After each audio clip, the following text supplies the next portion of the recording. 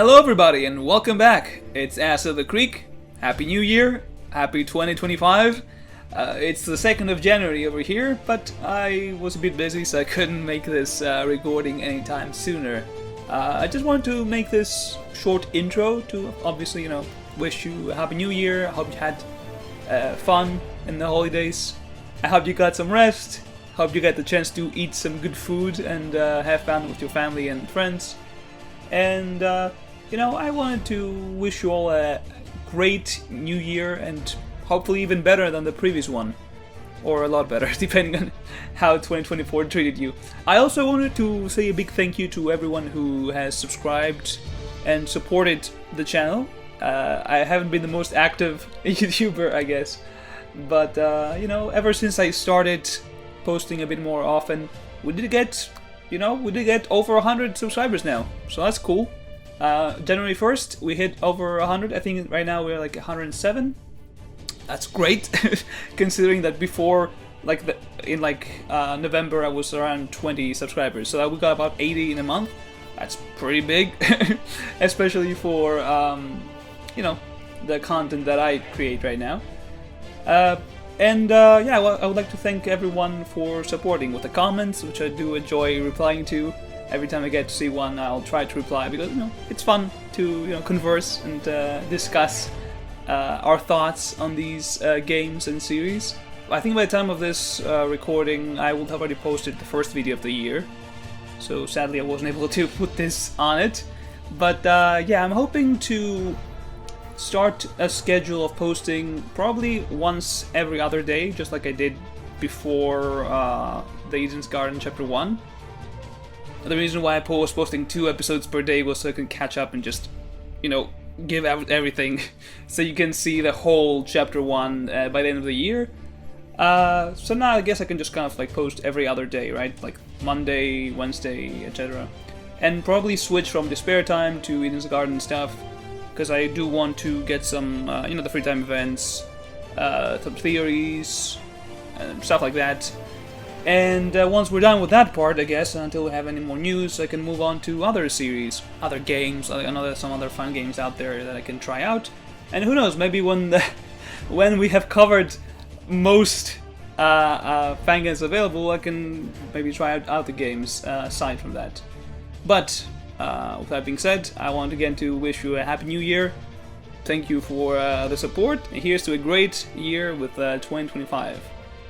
Now on to the video. Hello everybody and welcome back. It's Ass of the Greek, and today I'll be discussing my opinions on Projectedensgarden Chapter 1. I wanted to keep my final thoughts at the end of the playthrough, but given how late it was for me, I didn't have much energy or time to think. Also, a quick apology about the cropped footage.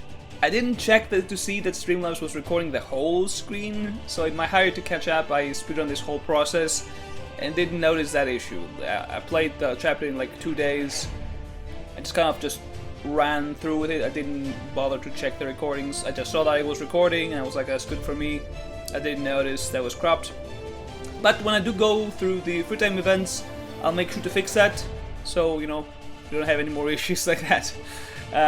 But with all that being said, let's begin with my final thoughts on Chapter 1.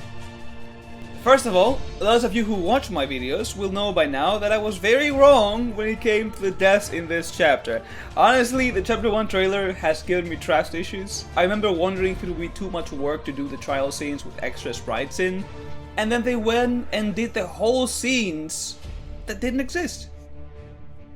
Guess the person who betrayed everyone's trust was the Eden's Garden team after all. Alright, all jokes aside, I'm happy that the trail didn't spoil anything after all, and that definitely helped me personally in the future when it comes to predictions for the upcoming chapters.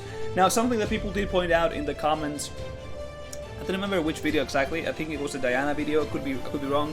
They did point out that this sort of thing was done by the canon danganronpa games as well. Now, I'll be honest, I think when I watched, or at least when I played V3, it was a lot after it came out. I think it was at least 2 or 3 years after it came out. I think, I could be wrong. I actually remember when it came out, but that's not the point. Some people did tell me in the comments that in the canon trailer for the game, there was a whole scene with Rintaro being in the class trial and talking. which of course is not the case because Rentaro dies first, and apparently he's not even in the demo. I forgot about that. I played the demo like a long time ago, so he's never been in a trial, but he was in the trailer. I didn't know that. Had I known that, maybe I'll be more careful with my guessing. Though I don't think I would have guessed Wolfgang dying either way, to be honest. But I guess I wouldn't have predicted Toshiko right away. Regardless, I will be ready for upcoming trailers. I will be ready when it comes to that, when it comes to predictions. But you know, I did get right with something in this whole thing, and that being the correct pair of this chapter. If you look at my death prediction video, I did say that if Wolfgang were to get murdered, it'd be by Eva's hand. And I was right. Just got the chapter wrong. I think that what they did with these two was perfect, and I feel kind of stupid that I didn't think of this sooner. My entire theory behind naming Wolfgang the antagonist and Eva the side protagonist was their talents dynamic. You know, you have the ultimate lawyer and the ultimate liar. They can't really coexist. So if Damon sides with one, then the other would be the antagonist of those two. But once it was revealed that Eva was a mathlete and not the ultimate liar, that dynamic ceased to exist, meaning that Wolfgang would have no reason to be the antagonist anymore. And yeah, he had the most screen time during the prologue in Chapter 1, which is the main thing First Victims have in common. I do hate that I didn't notice it sooner. I mean, I was saying how much sense Toshiko would make, but she didn't have anywhere close to as much screen time as Wolfgang did. Also, let's not talk about how they baited me into thinking I somehow got the culprit right with Diana. That was so upsetting. It seems I was very wrong about her though, which has given me an idea on what her role will be in the story. I will discuss that in another video in the future, alongside other theories that I have after playing Chapter 1. But, you know, ultimately the chapter was really good. It gave us, you know, some answers for the story, but it opened a lot of more questions, which again leaves room for more videos to come. I will say though, for a first trial, that was more complicated than I expected, which is concerning about the future ones, since they're supposed to get progressively harder. Obviously we had Chapter 0, I guess, with the mock trial, but that was like an hour long, and this one was like 5 to 6 hours long. I don't know. It's a bit concerning. Like, if we need to have this much time to play the trial, I might have to put like all-nighters the next time this chapter comes out, because I won't be able to play this in time before I get spoiled. I barely didn't get spoiled in this one. So, you know, I guess I'll have to see how to work around the release dates. I think the MVP of this chapter has to be Eva, for me. I mentioned it during my playthrough, but originally she was my least favorite girl, due to her being so mysterious and distant, and not really doing much during the prologue.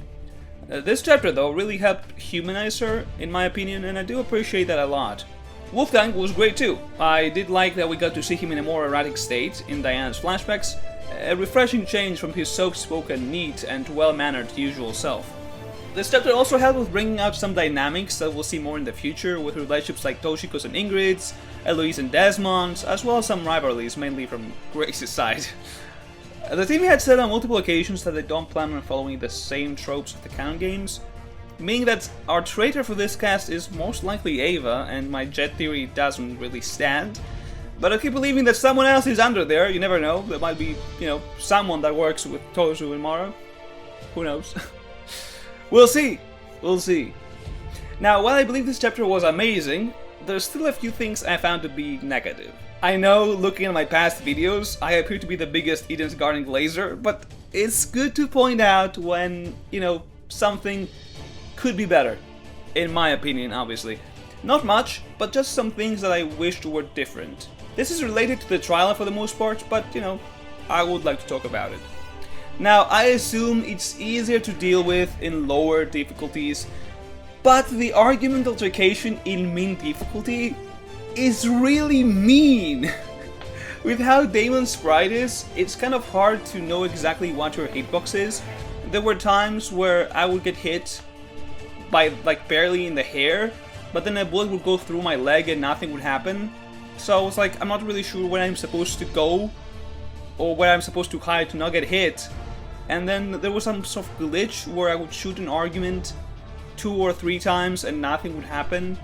And due to the difficulty, I would be near another like bullet right after, so I would just lose health and not progress at all. I don't know if you'll be able to see it in my cropped footage, or if you saw it, depending on when this video comes out, but I was really frustrating, I'll be honest. And the crow move, my god, that was painful. Like, it looked like you could shoot them down, but your fire speed compared to the amount of crows was so damn slow that you could only shoot 3 or 4 and then get barraged by everyone. I think it'd be cool if there was a way to see when the barrier is charged as well, so you can at least try and time it right and get more value out of a risky play. You see me being too critical about this minigame because I had to play it on repeat for almost 2 hours straight. I might just make a compilation of how many times I died doing that minigame, because it was insane. And you can even switch difficulties during the trial. It's only at the start too, so so I couldn't even go back and change the difficulty. I had to sit down and beat this minigame if I wanted to do anything else, aside from just force shutting down the game. Yeah, that was rough. That was rough. Ultimately, the times I got to the final question were when Ava either didn't use the crows, or she used them just once. Like, no joke, there were times I felt like playing against an actual player. I could just save all my health until phase 3, and then Ava would just spam the crows over and over and over again until I had 1 or 2 hits HP. Like, Moving away from the minigame, this is something minor, but I find it odd that Damon never acknowledges his fault in creating this case. Whenever a clue was mentioned, a character that was responsible would comment on it, or show they felt bad, like Jet and his car batteries. Yet the biggest reason why Wolfgang died in the first place was because Damon chose not to tell Wolfgang he had his blackmail.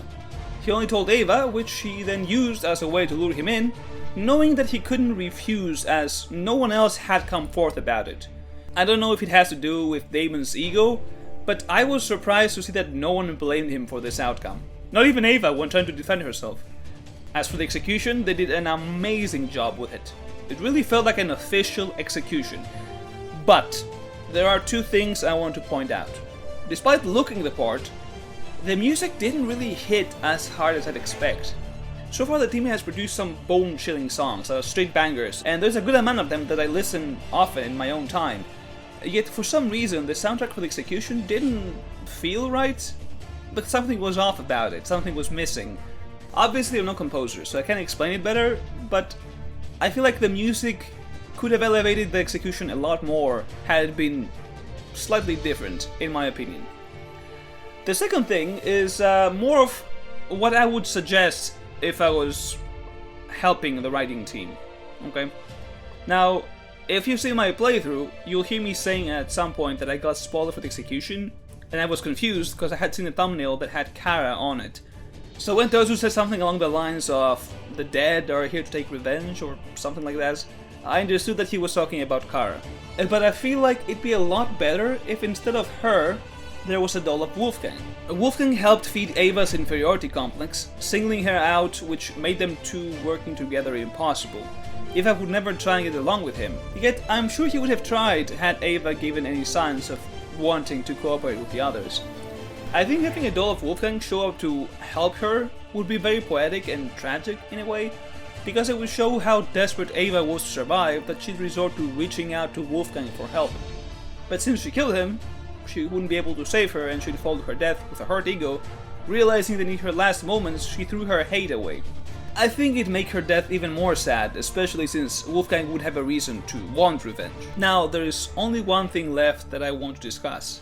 One thing that I disliked the most about this chapter. The fact that Damon and Ava didn't talk in the end. Sure, Damon got played, he realized that during the trial, but he never gets to talk to Ava about all the things she confided in him. After that point, all signs pointed to Ava being Damon's side protagonist, and yet their relationship doesn't get closure. Instead, the post-trial is focused entirely on Ava and Diana's relationship, one that we had barely seen. The only times Ava and Diana talked was when she offered to be her roommate. That and the oddly suspicious chat Diana had with Damon. How her and Diana's relationship ended didn't really hit all that much, simply because to us, this was never really shown or explored. I was kind of disappointed when I realized that Ava wouldn't get to talk with Damon, because personally, the relationship I was the most invested in was her and Damon's, the two black sheep, the outcasts. Overall, the chapter was amazing. It had a lot of great and fun moments, and there's still a lot left to see with the free time events being available. So even if the chapter is officially over, and we might have to wait another 2 years until the next one, there's still a lot of content left for us Eden Gardens fans out there. I do intend to read through all the free time events, and probably make a video or a tier list about how I'm feeling about everyone so far. We'll see. A part of me wants to try and make analysis videos for the cast, but maybe just the dead ones? We'll see about that. There's still a lot of questions that we have now after playing Chapter 1, like, I don't know, who is going to be the new antagonist, even though that's kind of obvious.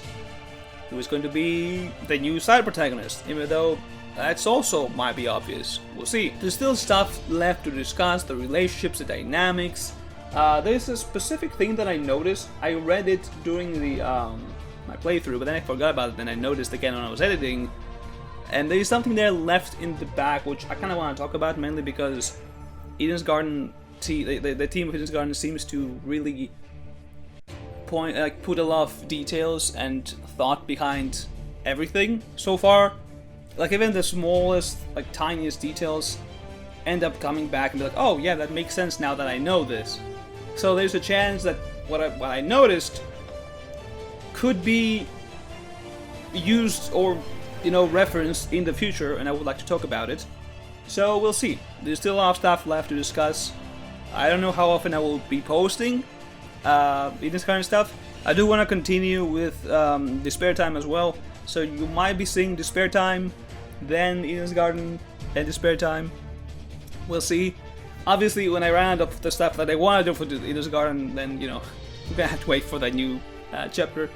But there's still a lot. There's still a lot of stuff to see. There's free time events, tier list, analysis, probably, we'll see about that one, and new theories, obviously. But that will be all for today. What do you think of the points I made? Did you enjoy Chapter 1? And who's your favorite character as of right now? Comment down below and make sure to subscribe for future videos. But until then, do take care and I'll see you next time. Bye bye.